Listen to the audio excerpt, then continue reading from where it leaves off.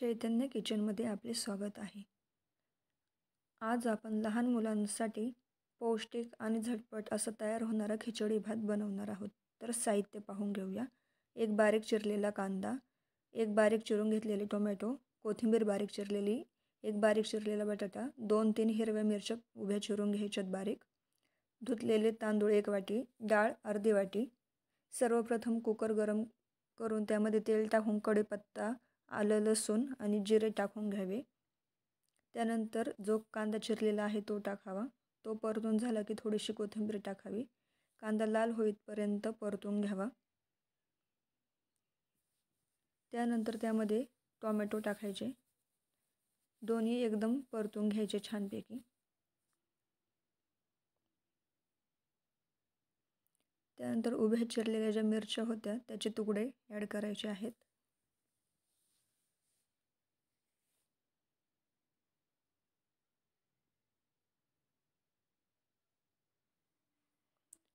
एक चमचा हळद, सर्व व्यवस्थित परतून घ्यायचं मिक्स करून।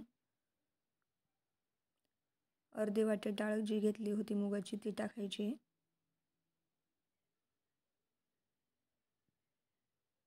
त्यानंतर बारीक चिरून घेतलेला एक बटाटा होता तो आणि धुतलेले तांदूळ, हे सर्व मिश्रण व्यवस्थित मिक्स करून घ्यायचे आहे। गरजेनुसार पाणी टाकायचे आहे। तुमचे तांदूळ ज्या प्रकारचे आहेत त्यानुसार त्यांना किती पाणी कमी जास्त लागते। 1 चमचा मीठ टाकायचं आहे, कोथिंबीर टाकायची आहे।